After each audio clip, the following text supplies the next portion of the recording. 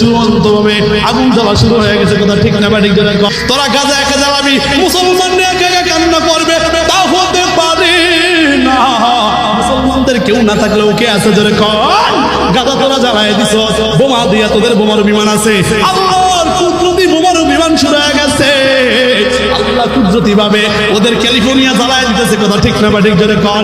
এমন দাবারণ শুরু হয়েছে, বিমান দিয়েও ঠেকাইতে পারে না, রকেট দিয়ে পানি দিয়েও কোনো কাজ হয় না, বিমান দিয়েও কোনো কাজ হয় না।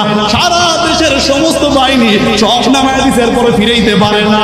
আমরাও বলি আল্লাহর মার বড় কঠিন মার, আল্লাহ ধরা বড় কঠিন ধরা। কথা কয় না ঠিক না ঠিক জোরে কর।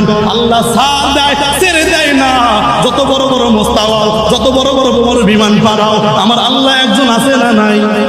কথা কয় না আছে না নাই?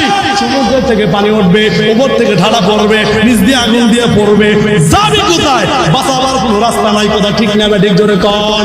এ বাবা, এখন ওরা যেরকম মুসলমান, আমার আল্লাহ বলে এই জমিনটা আমি পুরায়া তামা বানা দিব। এই জমিনের মধ্যে যত পানি আছে, পানিগুলো আমি আল্লাহ পুরায়া ছাই বানা দিব। যেদিন কিচ্ছু বলতে কিচ্ছু থাকবে না, সেদিন থাকবে শুধু আমার আল্লাহ।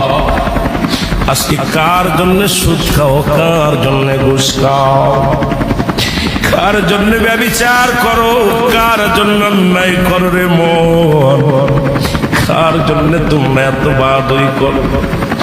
আরে আজকে একটা কথা বলতে গেলে কষ্ট হয়। এই জমিনটা আল্লাহ পুরায়া তামা বানায়া দিবে।